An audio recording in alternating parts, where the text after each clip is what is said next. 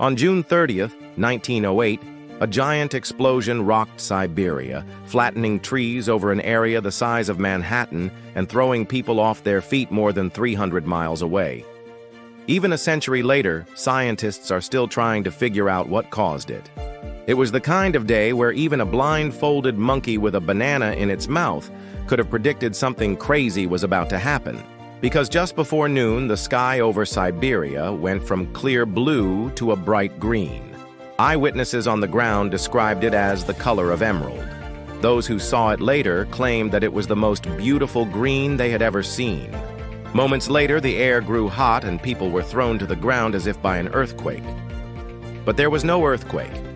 Whatever had happened, it left behind a giant fireball, a shockwave, and a hole in the sky.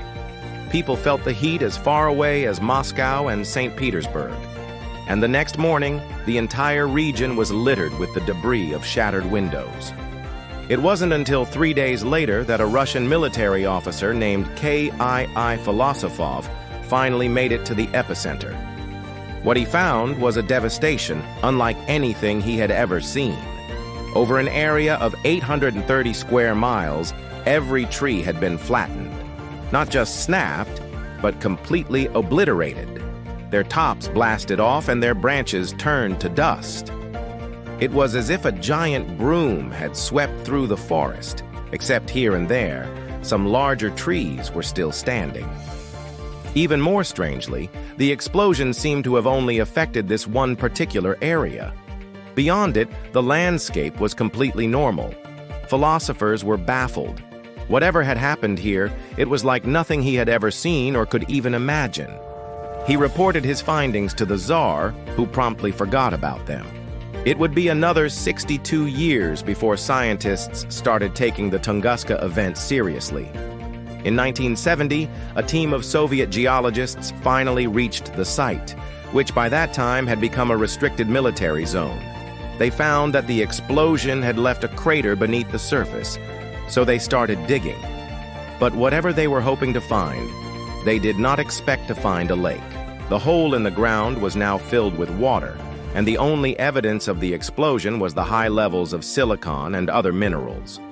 In the surrounding rocks, geologists also found strange quartz crystals that had been formed by intense heat and pressure. Based on this evidence, they concluded that a massive airburst, perhaps from a meteor or a comet, had vaporized the surface, creating a huge fireball and a shock wave that had raced across Siberia at 6 times the speed of sound. Yet even today, scientists are still debating what really happened at Tunguska.